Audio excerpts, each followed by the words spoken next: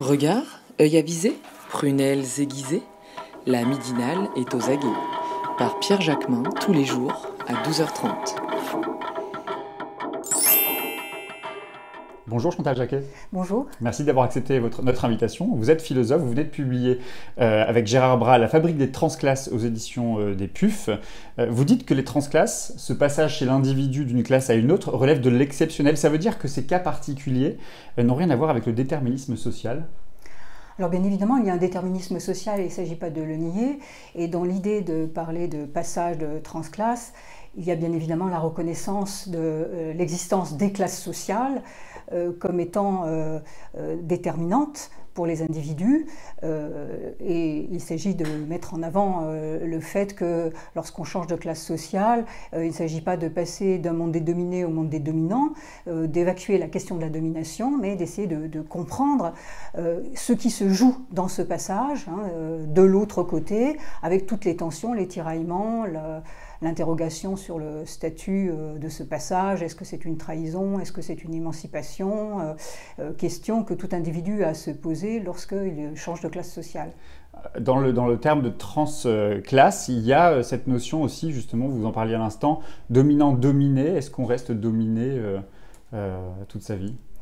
Alors la question de la domination, c'est une question assez complexe parce qu'on peut avoir l'illusion que ceux qui sont au pouvoir sont strictement dominants, mais en réalité ils sont aussi dominés par leurs passions, leurs affects, au point que ça les rend aveugles à l'injustice sociale, à la misère sociale, et qu'ils essayent de conforter leur position par tous les moyens.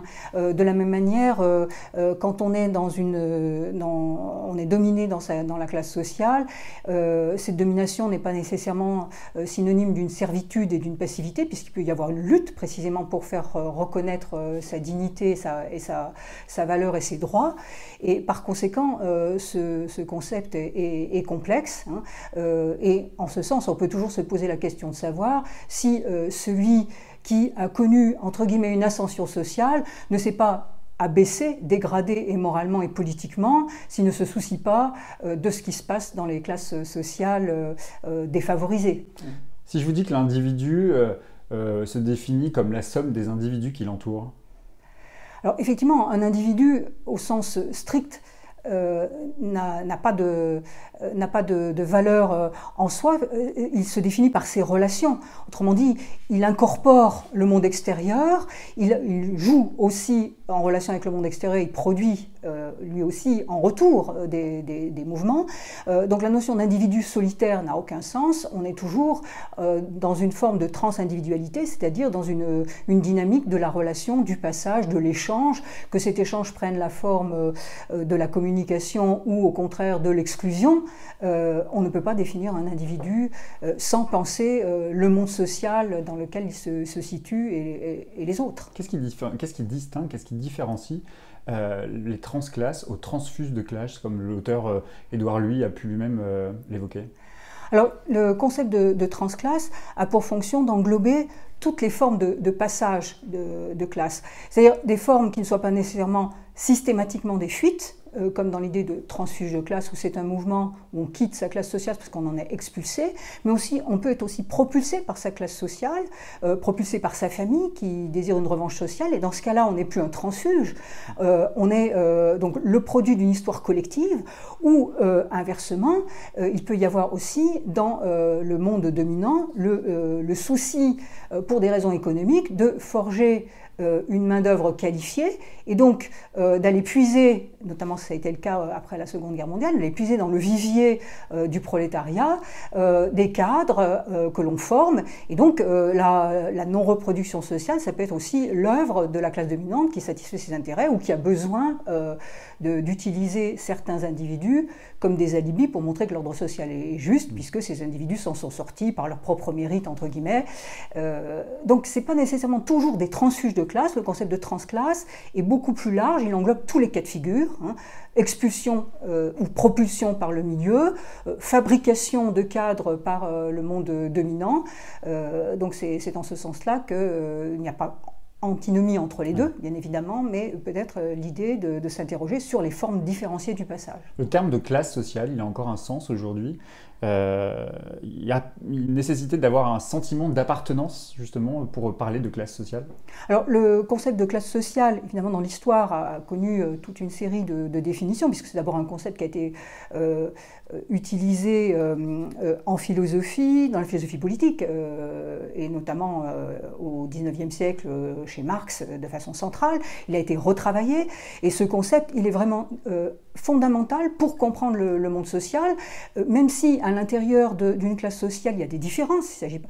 Mais on voit bien qu'il y a une logique d'affrontement qui se joue entre les classes dirigeantes qui possèdent tous les capitaux et puis une grande majorité de la population qui est dépossédée de tous les capitaux, que ce soit le capital économique, que ce soit le capital social, politique, culturel. Donc la notion de classe sociale, je dirais, non seulement conserve sa pertinence, mais sans doute n'a-t-elle jamais été autant d'actualité, et on s'efforce de l'effacer, de la masquer en disant que c'est une notion archaïque, et on voit bien pourquoi. Celui qui est au bas de l'échelle sociale, entre guillemets, celui qui, dans sa chair, souffre de l'exploitation, c'est bien qu'il y a des classes sociales. Et je crois que le fait de dire maintenant c'est un concept dépassé, ça correspond à une idéologie qui est généralement l'idéologie dominante. En même temps, vous décrivez aussi le concept de mobilité sociale. Pourquoi ? Alors le concept de mobilité sociale, ça me paraît une forme d'euphémisme, c'est-à-dire qu'on présuppose que les individus sont mobiles, et que donc on se donne d'avance ce qu'il s'agit d'expliquer.